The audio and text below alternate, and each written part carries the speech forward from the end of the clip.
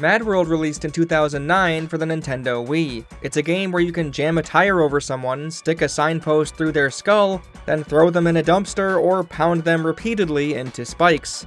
It's an extremely cartoony, yet brutally violent beat-em-up. This was the first game created by PlatinumGames, who then went on to make Bayonetta, Metal Gear Rising Revengeance, Nier Automata, and most recently, Ninja Gaiden 4. PlatinumGames has been one of my favorite developers in my adult life, even if they bounce between garbage and greatness every other year. Bayonetta 1, 2, and 3, Vanquish, Metal Gear Rising Revengeance, The Wonderful 101, Transformers Devastation, Nier Automata, Astral Chain, and Ninja Gaiden 4 are all, at the very least, good games in their own ways. Some of them I unabashedly love. However, they've also put out shovelware like TMNT and that one Katara game, a ridiculously overpriced shoot-em-up in Sol Cresta, and the abomination that was Babylon's Fall. As much as I love Platinum at their best, they're so inconsistent as a studio that you can't trust every game made by them will be good. You have to look into the reviews and be careful with your money. I should know, I bought Babylon's Fall after all. However, for MadWorld, that isn't a concern, since I bought it for $3 at a used game shop a decade ago. Finally, no more sitting on the shelf, it's time to play and review MadWorld. Did Platinum have a solid first outing as a studio, or is this more style than substance? The premise is pretty simple on the surface, but the story evolves a bit as you progress through the game. At the start, you're shown that the fictional location of Jefferson Island has been closed off. All the connecting bridges blown up, no communication in or out of any kind, helicopters are even getting shot down when trying to breach the city. A terrorist organization chose Jefferson Island as the setting for the newest installment of their hit game show, Death Watch. It's a competition that features killing, gruesome torture, and lots of blood. You play as Jack, a guy with a chainsaw on his arm. I have a chainsaw on my arm. Who tries to work his way up the rankings and win the whole competition. You go from 256th place to 124th, all the way up to 2nd and then 1st. You sort of skip around, you're not fighting all of the ranked contestants or anything, just the 8 or 9 boss encounter peoples, but you do feel a sense of escalation all the same. For the majority of the game, you'll be in the open-air combat zones, where you'll simply try to rack up as many points as possible by killing goobers in horrific and/or creative ways, to eventually earn the right to fight the head honcho of the area. Certain weapons or challenges get unlocked at specific point thresholds, and you'll then take part in some wacky contests, like throwing as many people into a masher as you can, or trying to hit the rings while golfing with a zombie's head. Yes, there are zombies in this game, get off my back. The boss fights, either at the ends of the regular levels or acting as the finale to each area on the overworld level select screen, are a different breed. The emphasis is no longer about scoring points, but surviving the encounter, utilizing the core combat mechanics for action, rather than goofy nonsense. There's also a couple of motorcycle levels that see you fighting against enemy vehicles while driving forward for a long time, basically. With the premise now firmly established, let's move on to the most eye-catching part about MadWorld, the stylish visuals. The way it seems everyone wants to describe MadWorld's visual design is that it's like Sin City. Even Atsushi Inaba, the head producer of the game, likened it to the movie verbatim. It's certainly a good comparison, but I'm not sure how much Sin City has lived on in the cultural zeitgeist, so let me explain it more in detail. The use of color is arguably the most important element of MadWorld's signature flair, as while it is in black and white for the most part, the color red, specifically with the extra life balloons and, obviously, the blood, punches through, dominating the screen whenever the kills start ramping up. It saturates the playspace, providing another layer of contrast in the scene. If I were to take MadWorld as seriously as possible, I might say something like, the black and white setting being stained by the color of violence against man is an analogy for how this depraved world, this mad world, if you will, sees this competition. The people betting on the contestants don't care about these people's lives, if they had families, what their dreams were, or anything of the sort. They see these Deathwatch contestants as either valiant gladiators or bloodbags, kill or be killed, and if you're the latter, they want the former to squeeze you dry. Blood is the entertainment. Without death, there's no value, no purpose to any of this, which is why red, lots of it, is the only color we're afforded. And blue when the aliens show up, but that's, and gold for a few of the bloodbath challenges and boss fights.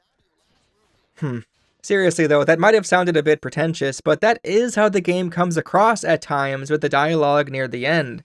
I don't think this is a very deep game, but if it was trying to be one, well, it failed first of all, but besides that, if it was trying to be a deep game, the blood standing alone amongst the black and white backdrop was definitely a metaphor. Taking the game less seriously, however, it's goofy fun, and the thickness of the red that builds up on the hazards and weapons really sells how many people you've been maiming, which, in turn, makes your offense feel even better. The most impressive part about this comic book black and white shading they did is how shockingly clear everything is at a glance. It's one thing for a film or a manga to be in grayscale, but to have a 3D environment that needs to look good from all angles and be easily readable for fast-paced action? Outstanding work. I don't think there was ever a moment, even a split second, mind you, where I wasn't sure what I was looking at. It was always immediately apparent. They also did a standout job with the character models. Jack specifically has a striking silhouette, and they changed how he was shaded in so he could stand out in both light and dark areas. Now, as cool as the visual style is, it does get fatiguing after a while. It's really well done, a respectable work of art, but without a lick of color, everything starts looking very similar after enough time. Still readable, but boring, since you've been staring at off-white and black for potentially an hour straight. MadWorld is a pretty short game, but it feels like it drags at certain points, and I have a hunch the black and white colors played a hand in that. To be clear, I'm not saying I wish MadWorld didn't have this distinctive visual flair. It certainly is what makes it stand out amongst other action games, and Wii games, and games in general actually, but it does come with its downsides. The frequent CRT TV filters and motifs work for what they are. This is a game show supposedly being broadcast to millions of television sets, I'm assuming anyway, so the static and visual noise is a nice touch. Speaking of trying to get that broadcast live TV show energy, the audio of the game is... When those wankers wobble, they're sitting ducks for any shit you want to pull on them. Could you write, I suck bum cock on their foreheads with lipstick? Well, you could, but it wouldn't help you with Death Watch. Dominated by the announcers. Well, actually the balancing is really poor, so maybe this is slightly my fault. At default, the music is so loud it overwhelms the broadcast commentators, you can't discern what they're saying at all. You have to lower the music significantly to be able to hear them, but I could never find the perfect mix, as the music was far too quiet more often than not.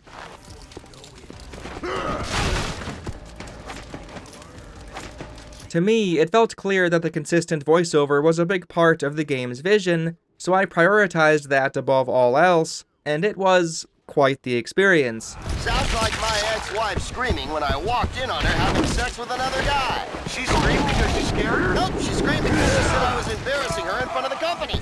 You know a cockroach can live for a week without its head? Big deal. I went through 8 years of marriage without any head.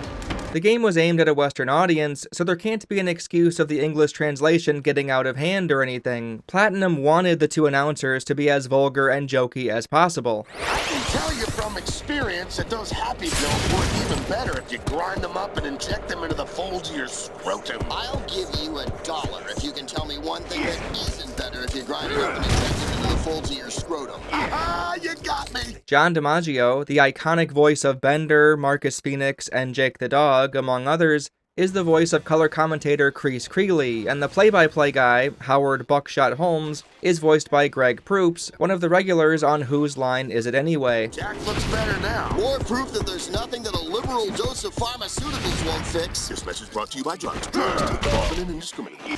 Once they start to stumble like that, you can do any fucked up thing you want to them. Same principle as roofies. In interviews, they said they were allowed to improv many of their lines, and it sounds like they had a lot of fun, and I'm happy for them, but it gets a little out of control. Man, those Greys are harder to nail than twin sisters when you down to your last roofie. You know, I hear if you do that to a frog, it does the same thing. Why you gotta be so cruel to animals? That's a sign of a sociopath. Aren't you the one who participated in and won Death Watch? Yeah, but I only killed people. That's not as cruel. Frog killer.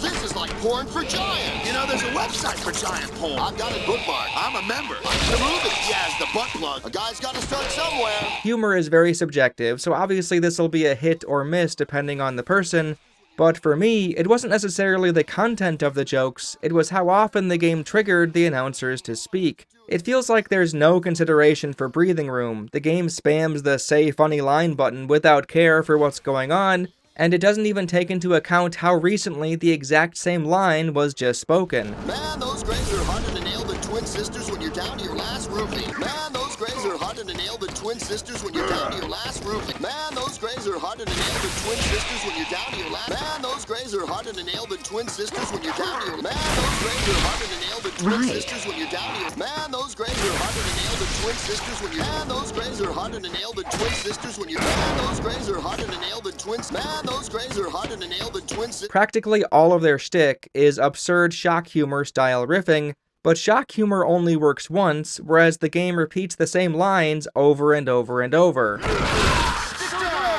What's that guy's name? There's only so many times you can hear the folds of your scrotum line, or the Scotch banter, before seriously considering turning off the announcers entirely. Those pills are great when you wash them down with a little scotch. I like to wash down my scotch with a little scotch. I like to wash down the scotch so I pour that scotch with a little more scotch. I like scotch. I like scotch. I can tell you from experience that those happy pills are even better if you grind them up and inject them into the holes of your scrotum. I believe you a dollar if you can tell me one thing that's easy better if you grind it up and inject it into the folds of your scrotum. If it was funny at one point, we're so far past that point it's comical. Stick around, buddy. What's that guy's name? How should I know? Well, you called him buddy. They're going for a cuck-married loser character with Howard, the play-by-play guy, and while it doesn't really land with me, the main issue I saw with it is the lack of, well, genuine play-by-play. All problems can be solved by sticking things in them. That's what I told the pizza delivery guy when I caught him sticking it to my wife. She watched those losers like they were my ex-wife tossing my belongings out the second-story window of our house. Without even so much as a warning. I mean, I asked her why, but all I got was the same old, I want to be treated like a woman. You never put the lid down on the door. And we're back from the sad epic that is how it's like to rejoin Death Watch. Why can't you get it up like your brother? You're trapped. Since every single line is trying to be funny, besides a few of the tutorial I think Jack should do this for more points stuff, there's not much anticipation or surprise. It's all shock humor all the time. Those ladies aren't just skank hookers, they're high-class hookers. Alright, so does that mean they spit or swallow? Getting a little more specific, there were 3 lines specifically that felt dumber than the rest. Well, 4 if you count the Matrix reference that has literally no substance to it, it's just a Matrix reference. Pills work. Well, there are 2 kinds. If Jack takes the blue pill, the story ends. He wakes up in his bed, believes whatever he wants to believe. Jack takes the red pill, he stays in Wonderland, and sees how deep the rabbit hole goes. Not sure how that line made its way in, it's utterly devoid of creativity, it's just a reference. Anyway, the other 3 are worse, but for different reasons. PlatinumGames seems to have tied a few of the voice lines to specific parts of the challenges, and it not only causes them to play far more frequently than they should, but it also leaves out the context during shorter timers, making the joke feel incomplete as a result. During Bloodbath challenges, you're timed, and when it gets down to 1 minute left, this little exchange happens more often than not. 1 minute! The amount of time your wife spent fucking you on your honeymoon. All I have to do is pull the trigger. That's all you have to do. It continues at 30 seconds, and so on and so forth. 30 seconds! I'm gonna do it! You should. 5 seconds! This is it! Do it. Game is over! Ow, you fucker, you shot me. What'd you expect, fucktard? Did you think I was gonna shoot myself? It's a way to inform the player how much time is left while sneaking in some humor. It'd be clever if they thought of more variations of it, but it plays out the same way each time, with the same subversion at the end, where Howard shoots Kreese instead. It's over! Ow, you fucker, you shot me. What'd you expect, fucktard? Did you think I was gonna shoot myself? Hearing this 15 to 20 times during my playthrough already is exhausting, but the developers didn't account for when a timer has less than 60 seconds left, as it'll still trigger the same middle part of the joke without the setup. 30 seconds! I'm gonna do it! You should. 10 seconds! Life's not worth living! Yours isn't. Without the beginning of the back and forth, it feels even more artificial and forced than usual, like they really had no other way of telling us how many seconds were left on the clock, so they had to pick the only set of voice lines they recorded for it. 5 seconds! This is it! Do it.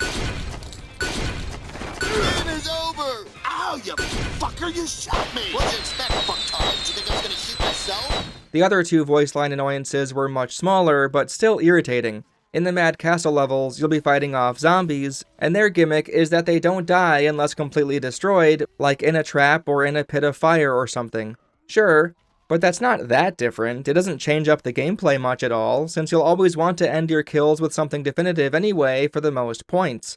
You'll also always want to warm them up first, as to get as high of a score as possible, you have to jam signposts through their heads, among other things, before finishing them off. Well, even though this is clearly the right way to play this level, why else would they have these items here if it wasn't? Kreese keeps chiming in to tell the player that, actually, zombies can't die, so everything you're doing is pointless. That street lamp's about as useless as tits on a bull. That's not necessarily true. Normally, jamming a street lamp into an enemy is pretty effective. Yeah. With these zombies, not so much. Jack's gotta figure out that he can jam shit into zombies all night. It's not gonna phase him. And he's wrecking a perfectly good candelabra in the bargain. That lamppost thing isn't working. Jack, try something else, quick. No, what are you talking about? Stop pestering me every single time I go for points in this score-heavy action video game, sir. Lastly, when the aliens show up and splatter blue blood instead of red, Kreese keeps saying he doesn't know what color the insides are for aliens, yet we're seeing it non-stop. Yeah! Open up those stinking graves and show us the color of their inside. What color's that? I'm not sure. It's not red, though. Fucking aliens. Is he stupid? Where the announcers won me over the most was with the end credits. They make jokes about the staff as Jack passes each billboard, and given that Whose Line Is It Anyway ends practically every episode with contestants riffing off the names in the credits, I'm sure Greg Proops felt right at home. They say programmers speak the language of computers because nobody else will speak to them. I didn't know you were a programmer. If he's the lead artist, I'd hate to see the morons he leads. They only had one guy as the blood effects designer? God, he must have been working 24/7. Hey, look at this. The spell checker gets a credit too. I was looking forward to them making fun of the announcers' voiceover actors, but it didn't get that far, sadly.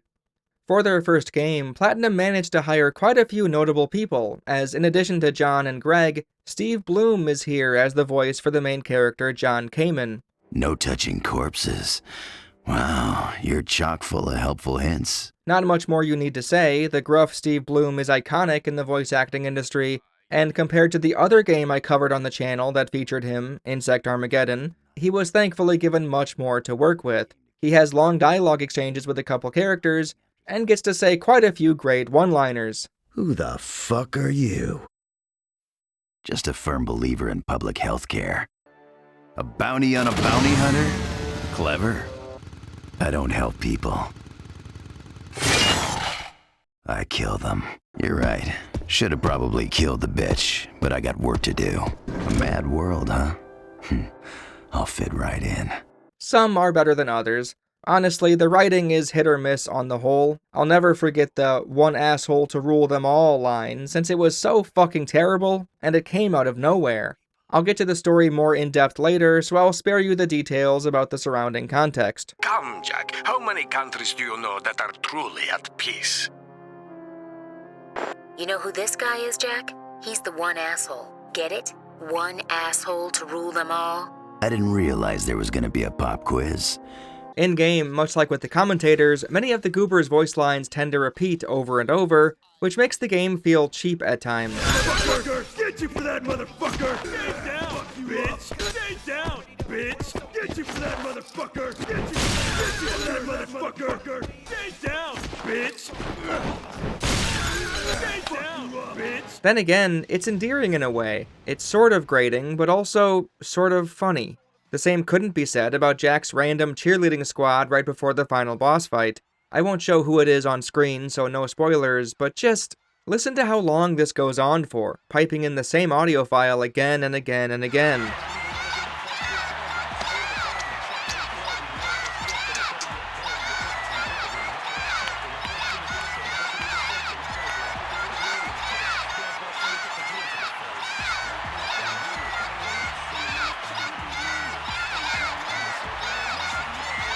Dear God, man, why draw this out? The chainsaw Jack wields has an extremely loud and satisfying sound effect attached.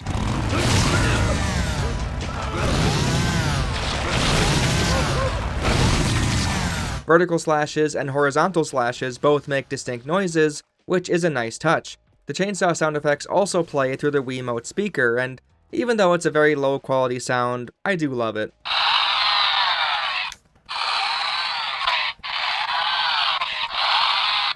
A few of the sound effects in-game getting matching onomatopoeia on screen is another detail that didn't go unnoticed, very appropriate for this comic book stylized game.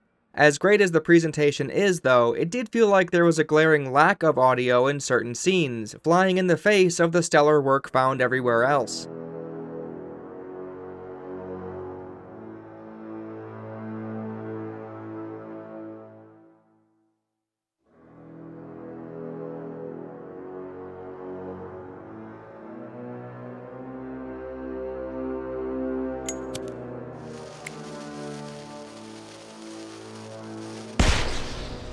One could argue this is in line with the comic book feel, a deliberate absence of sound when the scene was getting set up, but to me, it just felt like something was wrong, like I muted my TV by accident somehow.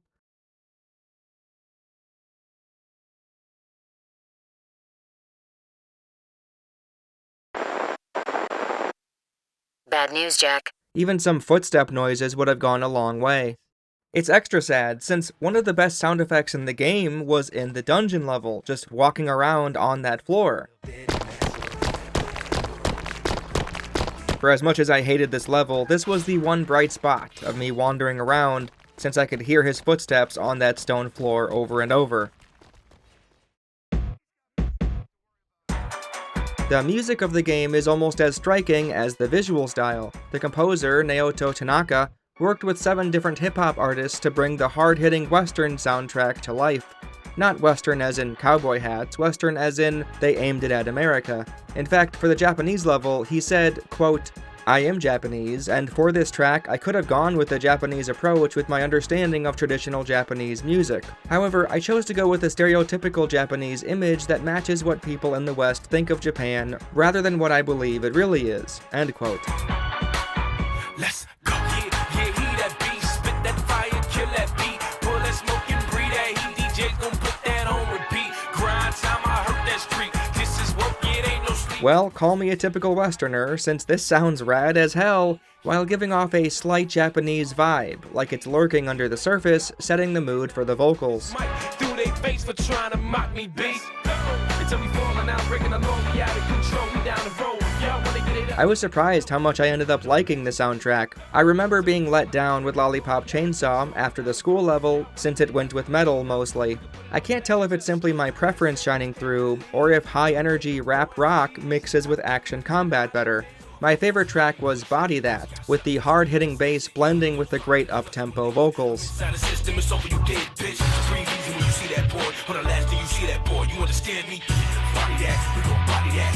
Body that, we gon' body that. Yeah, body that, we gon' body that. Yeah, body that, we gon' body that. Body that. I'm also partial to Survival, even though it's less intense. It has such a groovy instrumental, it sounds like it came straight out of a Tony Hawk Pro Skater game.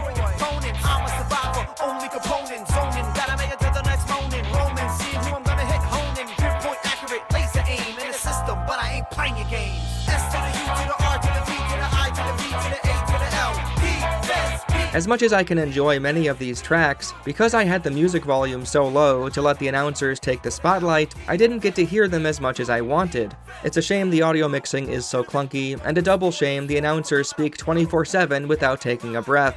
If I do ever play this game again, I think I'll reverse it and turn off the commentary to hear the soundtrack better.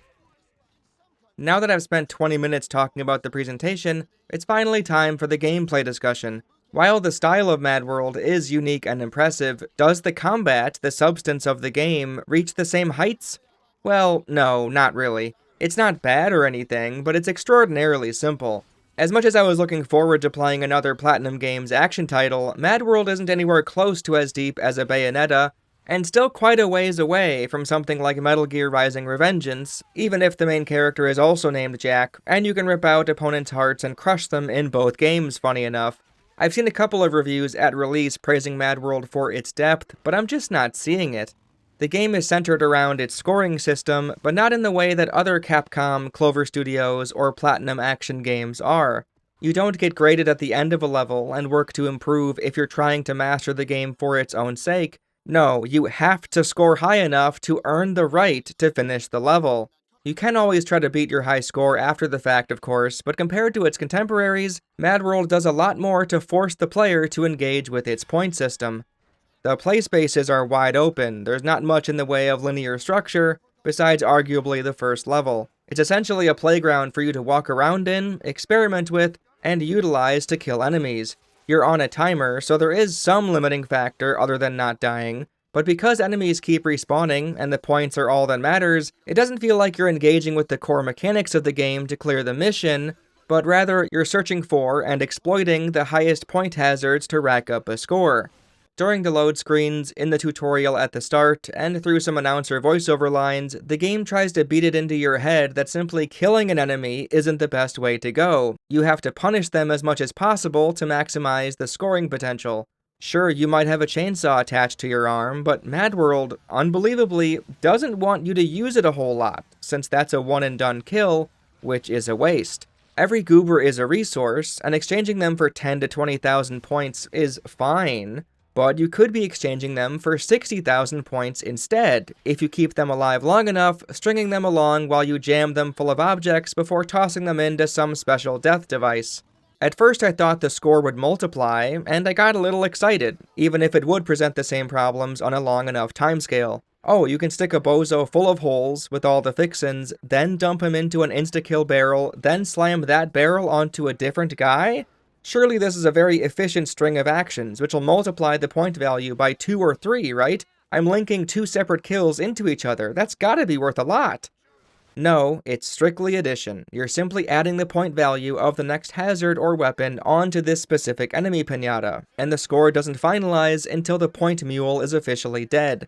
Let's walk through this chain of events. Tire, 6,000 points. Insta-kill barrel, 30,000. Then 1,000 points for routine violence, the easiest bonus to get. That's it, he's done with now. Then, when I stuff the barrel onto the next guy, then toss him into another insta-death trap, a dumpster, it's the same score. 6,000 for the barrel, 30,000 for the hazard kill, 1,000 for the routine violence. Practically the only way to really influence the scoring outside of adding more and more signposts to a guy's head is to clump up and kill enemies at the same time. An easy way to boost your violence bonus, but it's more about luring and tossing than it is about being creative. You can go quite high on the bonus side of things, super violence, extreme violence, and such, but those sort of existed as happy accidents for me personally.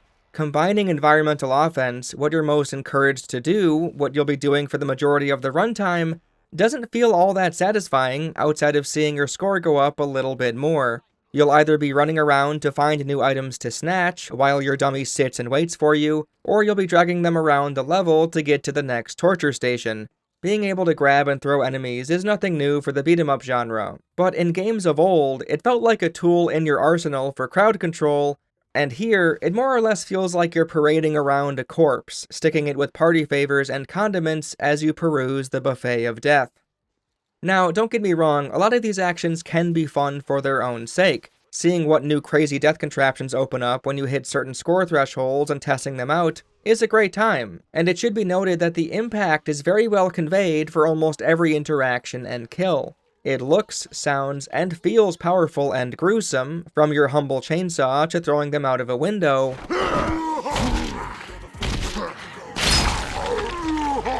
But the problem is, not only does it suffer tremendously from diminishing returns, after you've seen everything the stage has to offer, even if you enjoyed the many flavors of violence for what they were, you then begin to see things as either efficient ways to increase score, or inefficient ways to increase score. Remember, all you're really battling is the timer. You just need to accumulate enough points before the time runs out to allow access to the boss of the area. At this point, besides potentially trying to get the highest score possible, you're simply battling boredom. And I don't mean to say that the game is boring, I mean literally, you're merely entertaining yourself as best you can until you hit the magic number and can move on with the game.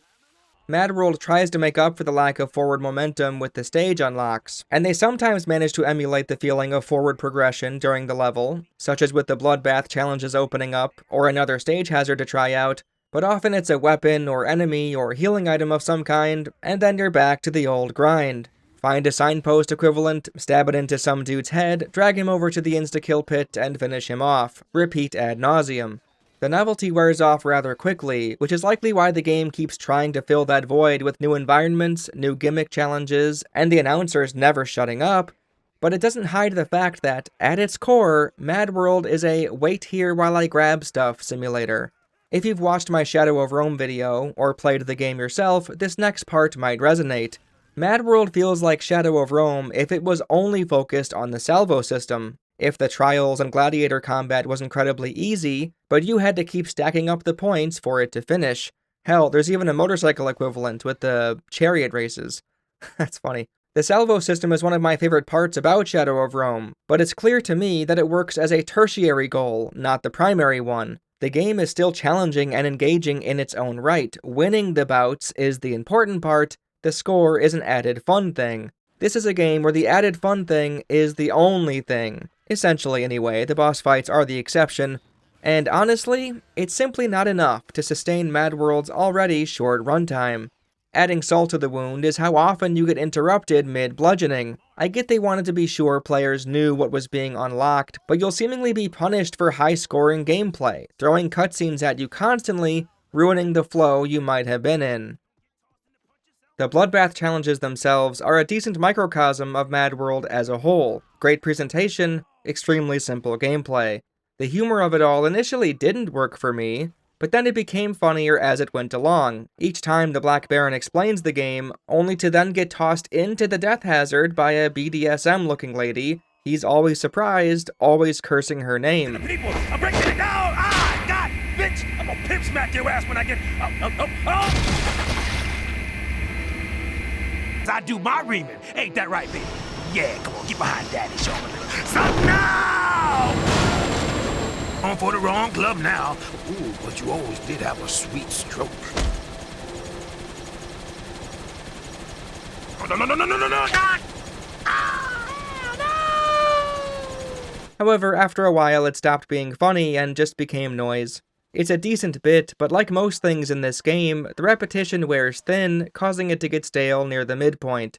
In these bloodbath challenges, far more often than not, you're simply throwing near comatose patients into an oversized blender or masher. Airplane turbine is the first one, train tracks the second, so on and so forth.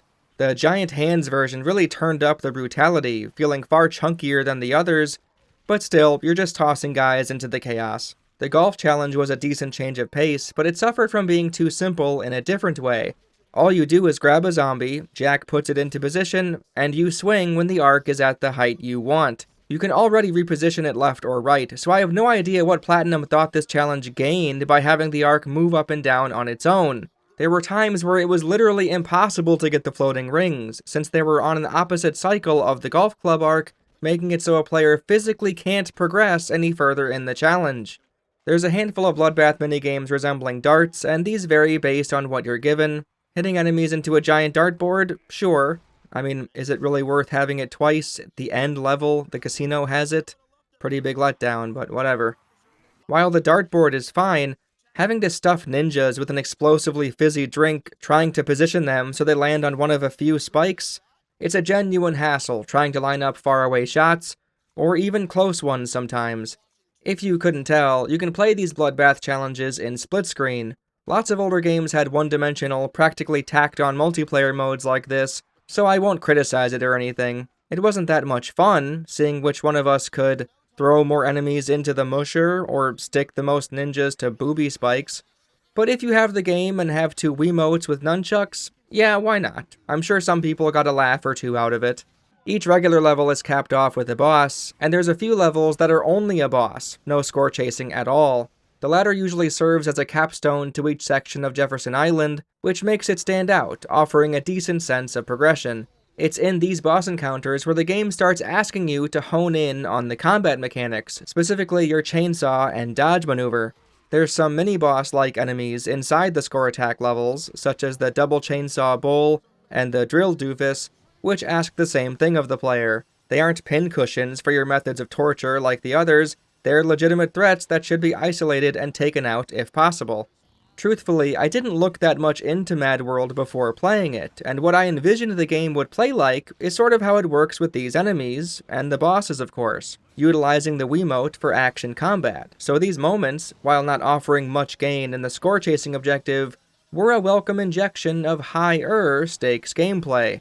The camera targeting feature is hit or miss, but it works for the most part. Your dodge, which gets activated by shaking the left-handed nunchuck, doesn't exactly mix well with the camera though, since it always causes Jack to backflip from where he's facing, not where the camera is facing. This means you'll often end up flipping towards the boss's attack, something I certainly wasn't trying to do, practically ever. Notable though, this is Platinum's first game, and we're already seeing the iframes in action.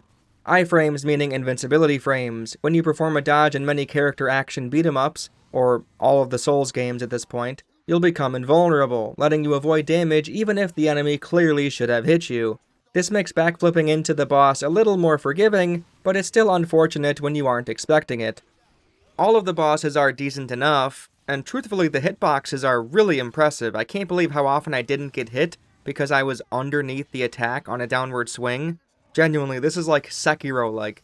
But besides that, there's two bosses that were more memorable than the rest, one for a good reason, one for a bad reason, and in a crazy twist of fate, both are found in the third area of the game, the Mad Castle.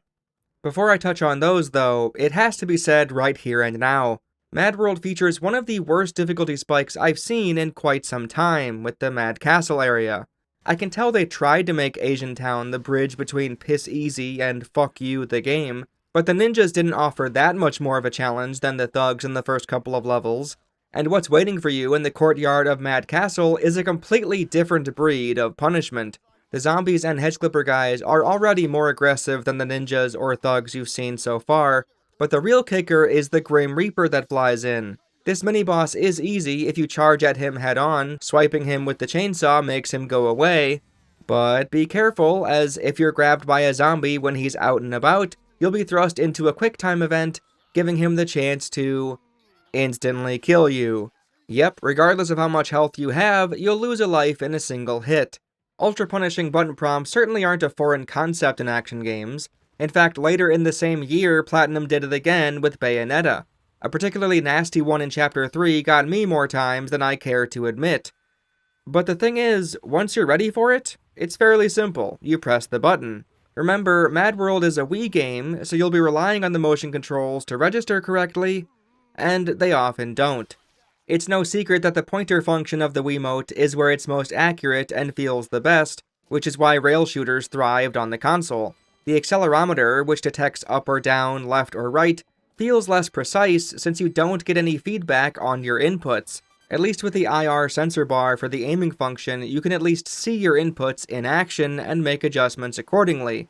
With the accelerometer, you have nothing but blind trust, so you'll more often than not need to exaggerate the movements for it to interpret it correctly, but there's always a chance that it still won't work. I mostly always used downward slashes with my chainsaw, for instance, but there were times I wanted a horizontal one, but the game didn't give it to me, even though I absolutely swiped left instead of down.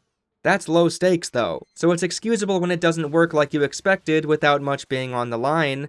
With these motion control QTEs, it's one and done, the Grim Reaper variation being more literal than the rest, which is a shame since in other power struggles, we see how the simple waggling, even though it's not all that interesting, is far more reliable. I'm not saying I'd want the entire game to be an endless waggle fest, but the Wiimote's motion detection, especially at this point without the Motion Plus attachment, is hit or miss, so it's best to keep the swipe up or down, left or right QuickTime events to a minimum, and ideally with a long window of time and some leniency on the first input it detects. Simply put, in a game like this, where levels can take 20 to 30 minutes without checkpoints at all found within, killing the player outright if they mess up a single motion control QTE is downright stupid, the worst decision in the game. Later on, in the courtyard boss fight, the same thing happened again, my motion controls not reading properly, which led me to losing all my lives, which meant the entire 20 minutes I was in this level was for nothing.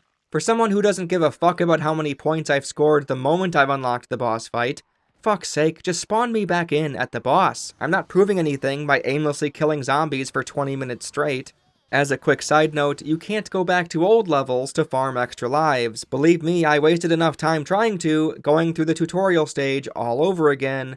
But nope, you begin each level with 2 lives. Okay. The dungeon, the second level of the Mad Castle area, was arguably even worse. No Reaper insta-kill enemies, thankfully.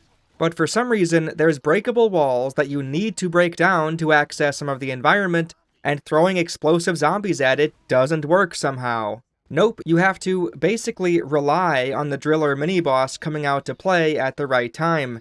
Not lure him into the wall. No, I tried that, it doesn't work. It has to be a Kool-Aid Man entrance or no dice for some reason.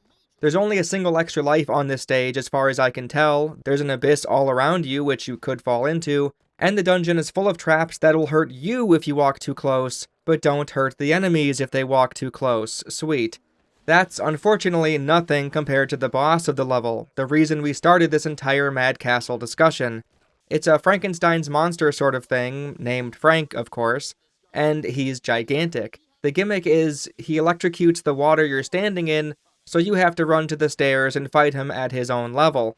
After a while, he walks back to his chair to heal, and you won't get too far in the fight if you simply stay dry and safe, so you have to risk it and keep slashing away while he stumbles to his chair. First of all, you can barely even reach him on the higher level. It's like the game is begging you to get too close, so you'll be at a higher risk of being grabbed or smacked down into the drink, to then be in danger of electrocution. When he starts shocking the water, you're practically stun-locked. It takes a huge chunk of your health bar away, and you don't regain control for quite some time, meaning when you're finally back on your feet, you'll frantically be trying to rush to the stairs, jump, and orient the camera correctly so you're not running towards him. I have no idea what was gained by having this arena be so large with the only safe haven, the stairs, being in the corner. Reviving after you lose a life also resets your camera towards the boss, so if you died to the electrocution, you'll have to fuck around with that when you spawn in.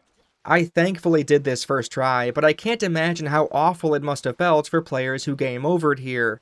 The dungeon is probably the hardest and least enjoyable level of the entire game, full stop. I almost ran out of time when I skirted through it, so the thought of having to redo the entire thing to get another crack at Frank? What a complete waste of time. Genuinely, this could ruin someone's night, and it almost ruined mine. I hated this boss so much, and I was worried it was only going to get worse from here. The fun factor for MadWorld had already worn off, so if I wasn't trying to do a video on this game, I might have stopped playing in the Mad Castle section.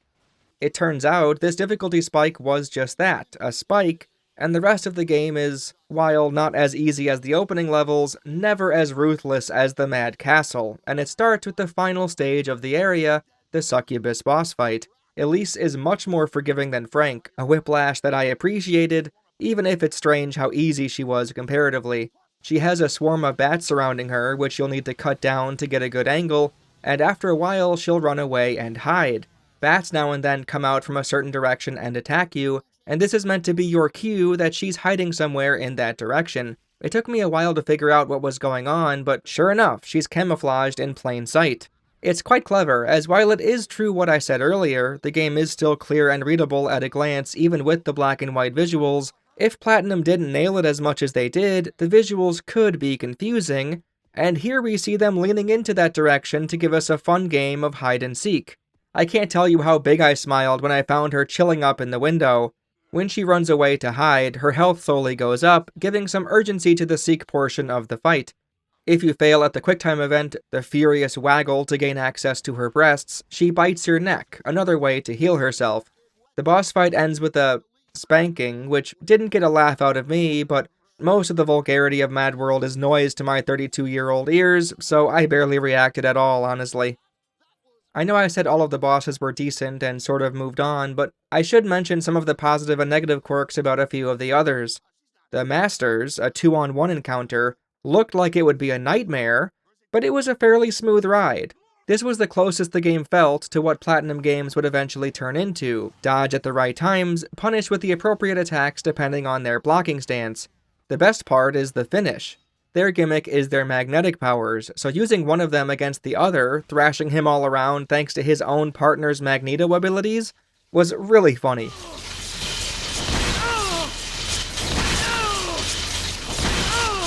The next boss is a giant robot being remotely controlled by an alien. The switch to aliens and the color blue was pretty strange, but it didn't feel stupid enough to balk at, and they got a lot of mileage out of the space theme, so it was worth it in the end. I particularly liked the mini-boss kill robots that came out. They reminded me of the cybernetic ghost from Christmas Past from Aqua Teen Hunger Force. Anyway, the second ranked contestant is an alien piloting a giant robot, but the fight itself is either so trivial it's practically a waste of time, or just a frustrating mess. If you stay on the ground floor, you'll get battered over and over, the camera will eat your soul, and you'll have no idea where to go or what to do. It's just a terrible time. But there's a rocket launcher that drops on the ledge nearby, which is how you're meant to damage him. The thing is, you can just stay up there and never get touched, waiting for the next set of rockets to come your way. I did die to this boss. On my first attempt, I spent a lot of time trying to fight him on the ground, and then once I found out about the rockets, I didn't think they'd come back. I thought it was a one-and-done thing. Well, on my second attempt, I stayed up there, and it was nothing but cheese, watching as the missiles whizzed by, standing around until the next set of rockets. So strange. The final boss is extremely weird, but I think that's best served for the story discussion. Besides the score attack levels and boss fights, there's also the motorcycle stages. Both lead into a boss, but in one of the fights you're on foot, and the other is a genuine battle of the bikes. For the lead-ins, where you'll drive on a looping highway of sorts, fighting the enemy cars surrounding you, there's really not much here. Chainsaw them if they're to the right, if they're to the left, grab them and throw them to the ground. Not much agency or room for creativity, just do what the prompts say and maybe boost to kill a few vehicles with your motorized bicycle. The second motorcycle stage has a bloodbath challenge in the middle, which was a welcome change of pace. Knock as many aliens into the hazards while on your bike as you can. It was smart of them to include this, as this teaches you the controls that'll be used for the boss fight at the end of the level. Kojak is pretty easy, and doesn't say a whole lot. I'm gonna fuck you up! But even still, it's nice to see them trying to inject some variety near the home stretch of the game.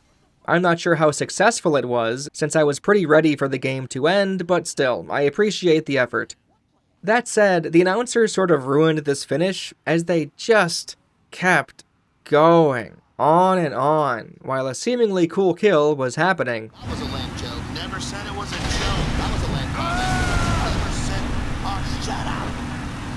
I'm still holding out hope for Kojak. Most people don't come back from being headed out. I wasn't worried about that. Kojak is tough. I'm more worried about how he was going to handle the damage to his bike. You have an amazing denial system. Maybe he can ride his bike as a unicycle. Yeah, that's it. Oh, Jack's up shit creek now. I've already talked about the announcers enough, but Platinum really should have dialed them back. Less is more with stuff like this. After you finish the game, you unlock hard mode, which makes enemies much more aggressive. Seriously, the opening tutorial area had the former comatose patients put up a real threat, and you go from 2 extra lives at the start of each level to 0. Woof, wouldn't want to play Mad Castle on hard mode. You also unlock the double chainsaw and the katana. Depending on the stage, one of them will spawn early on, and even though it has a durability and will break after a while, man, they're really fun to use. Unlocking things in video games is really fun, so this is probably fantastic for players who want to dive back in, but I'll admit, I wish I was given that double chainsaw once at least during the first playthrough. The story of MadWorld is one of the strangest parts about the whole experience, as it begins with essentially nothing until you get near the halfway point, and then you'll be treated to 6-minute-long cutscenes vomiting out exposition. All we know at the start is that Jefferson Island has been taken over by some type of terrorist group. It's been isolated from the rest of the world. Jack walks in and says he wants a sponsor. Agent 13 takes him on, makes him sign a contract, I guess, even though we never see anything of the sort in the scene itself, it's just referenced later on, and you start killing. The only goal a player has to go on is getting as many points as possible in the Deathwatch games so Jack can rise the ranks. The narrative hook is near non-existent, and I specifically remember trying MadWorld out in 2021, playing through the first 2 levels, then dropping it, since nothing about it grabbed me. I wasn't in love with the gameplay, sure, but the story was just reach the top? Okay. Well, after the third level, third of 14 or so, mind you, we finally get something. Not much, but something. Jack contacts someone named Amala, his operator helper lady, I guess, and she says the sample he sent earlier didn't contain a trace of the virus, but to be careful as it could still be communicable through body fluids. Huh? A virus? Then Jack hears a gunshot and he runs to check it out. Before the next level, Jack saves a doctor, a civilian who somehow stayed alive. We're not privy to a major reason why a civvy being alive is significant yet, but nothing much happens even still. Agent 13 complains about Jack not killing him when he had the chance, but that's about it. After Mission 5, Agent 13 begins speaking about the Deathwatch game's history. The whole world is controlled by a select few people, the games have been held across the span of human history, it's a way to mitigate bloodshed. But the goal remains the same. The settlement of conflict for the minimum price in blood. That is why the games exist. Considering how many bloody wars and how much death the world has seen, even with these supposed mitigations, yeah, obviously a bunch of horse shit. It did get a chuckle out of me though, since it's so ludicrous, yet predictable for a wealthy and powerful person to say. Jack already had a decent rebuttal anyway, so who even needs Dorkax to point out the flaw in his logic? You telling me an entire city and everyone in it is the minimum price for this game? This exchange ends with Agent 13 saying, "Welcome back, Jack," and Jack breaking his earpiece. Welcome back, Jack. It's good to be home. What? While that is a lot more than we knew earlier on, and a much larger focus on the story element than we've seen so far, that's nothing compared to the end of Mission 6. At practically the halfway point of the game, MadWorld starts to explain what the fuck actually happened here. Jack meets up with the doctor he saved, questions how he's alive given that the virus was supposed to kill anyone who didn't kill someone else. We then get a flashback to the start of it all, the Death Watchers taking over Berrigan City, announcing the games, saying that a virus has been spread and the only way you'll be afforded the vaccine is if you kill someone. It's a way to force entry into the Death Watch competition, and it's clever in a sense. When they first started showing the scene of the guy on the giant TV, claiming that everyone is supposed to start murdering each other for the right to a bunch of money, I was thinking to myself, yeah, fucking right. I bet if this happened for real, everyone would just stand there confused, then move on with their day. He even says your family members are a good place to start. Nobody would buy into this, and if they did, believe it or not, jail.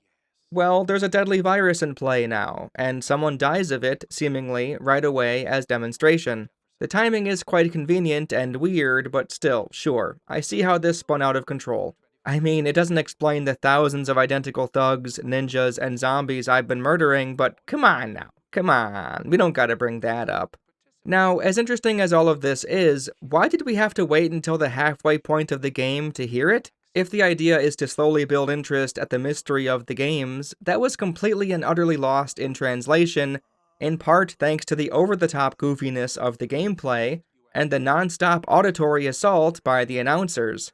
The opening Jefferson City is cut off scene, and Jack walking in and getting a sponsor simply isn't good enough to sustain interest in the story until this point. Maybe one could argue the realization of, oh, MadWorld is more than meets the eye, with its narrative is meant to be a fun surprise, but even still, the pacing is all screwed up, since you're subjected to long stretches of cutscenes from the midway point and on, where there essentially weren't any before that point. It's a jarring transition. Similarly confusing and unsatisfying is the bait and switch with the mayor's daughter. We begin seeing inside the heart of the agency that runs Deathwatch. We'll call them Death Watchers. They say, immediately, that Jack Heyman is registered with the Chasers Guild, essentially a bounty hunter, and they think he was sent in to get someone. They look for important people, and right away they spot the mayor's daughter, Naomi. They then conclude that he's definitely here for her. They then put out a bounty on his head, announcing to everyone in the games that he's not here to play, but to rescue Naomi. Even though everyone around him is a zombie, not like they give a shit. We then see a scene with Naomi. She's at a high-class party, enjoying the games at a safe distance, of course.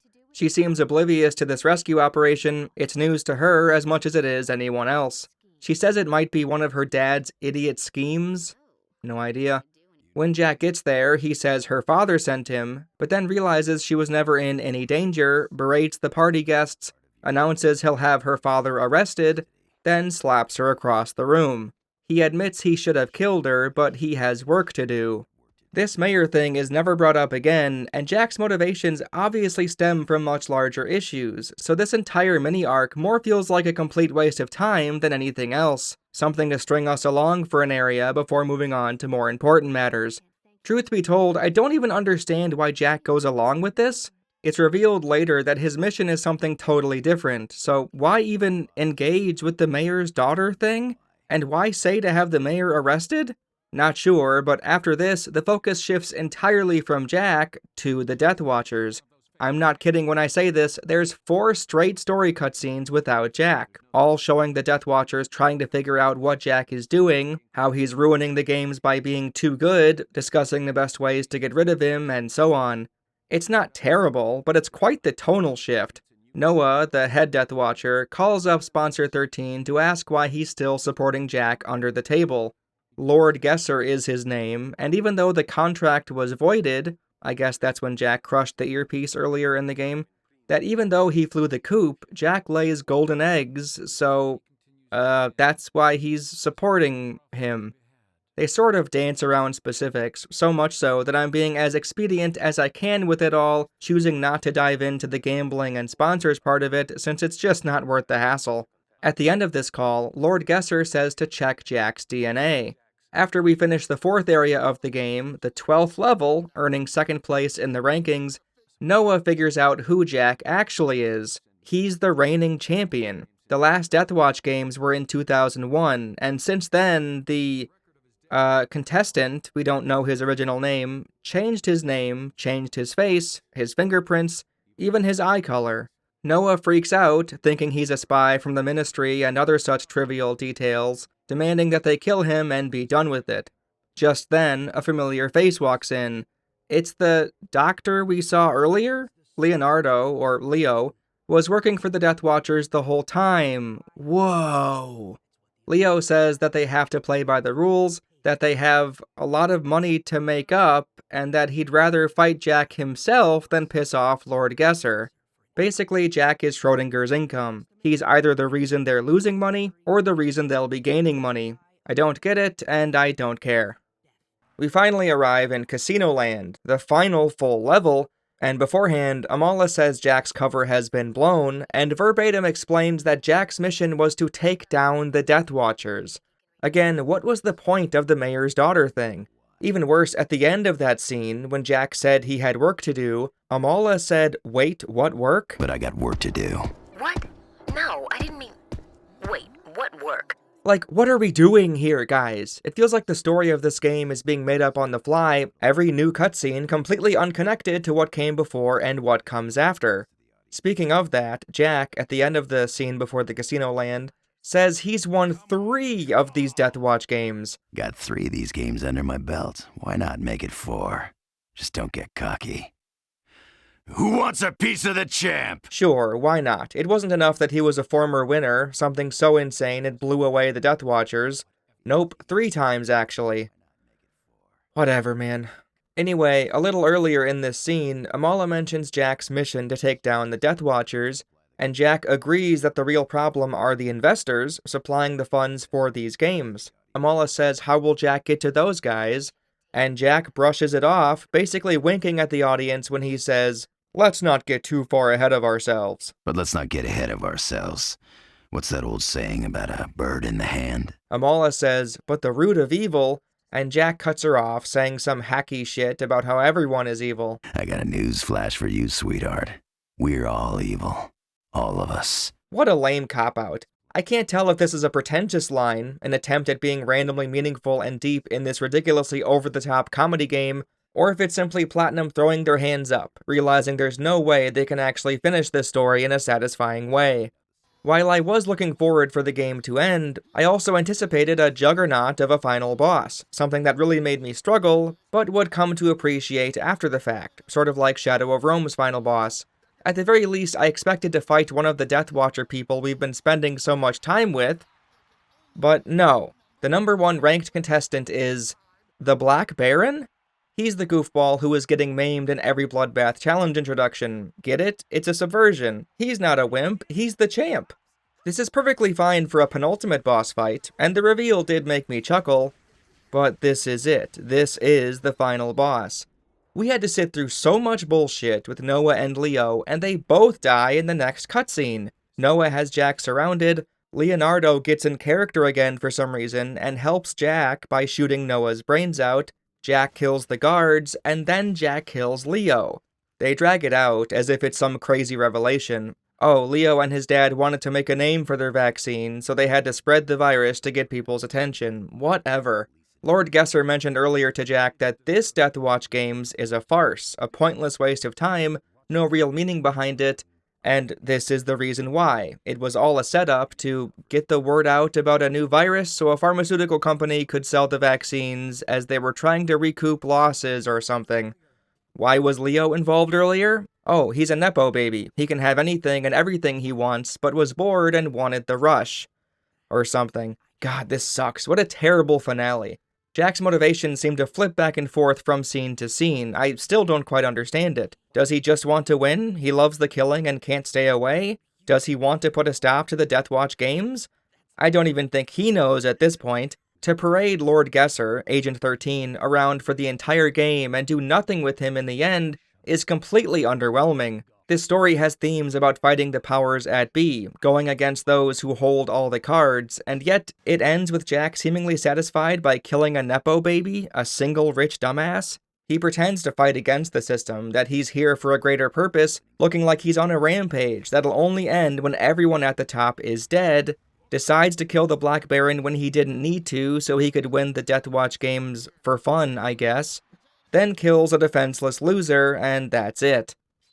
Now, it's true, Platinum Games are not known for their stories. The only reason Nier Automata is the clear exception is due to Yoko Taro's influence, but still, this was really bad. Steve Bloom does such a good job voicing Jack, he almost single-handedly masquerades how rough the narrative actually is. If it was someone less talented reading these lines, I feel like it would be far more obvious how dumb the plot and character motivations are. The quality of the story is subpar, and the pacing is downright ridiculous, 80% of it being jammed in once you pass the halfway point. In the first half of the game, I was disappointed with how little story there was, and in the last half of the game, I was disappointed with how much story there was. That's not a good look. MadWorld ultimately delivers what it sets out to do. The style is ridiculously unique, the presentation is, for the most part, executed well, and the over-the-top violence is as silly as it is a joy in short spurts. There's just not a lot of depth, both for the gameplay and the story. With such a static visual palette, there needed to be more here to keep us engaged. It gets repetitive surprisingly quickly, and you then sort of feel like you're meandering around, causing chaos for the fun of it. Not a great feeling to have for such a short game, 5 to 7 hours or so in length. I know it got good reviews at release, but personally, MadWorld is definitely ranked on the lower end of Platinum's catalog for me. Ultimately, I respect MadWorld more than I like playing it. I'm happy to have experienced it, but I'm not all that eager to climb the ranks once more. Thanks for watching, folks, and thanks to the patrons on Patreon and members on YouTube who give me money to stuff goobers down a toilet. Subscribe to the channel if you want more console game reviews. We're not done with the Wii just yet. Prepare for February, as you're gonna get 3 Wii game reviews. That'll do it for me. I hope you have a good one. I'll see you next time.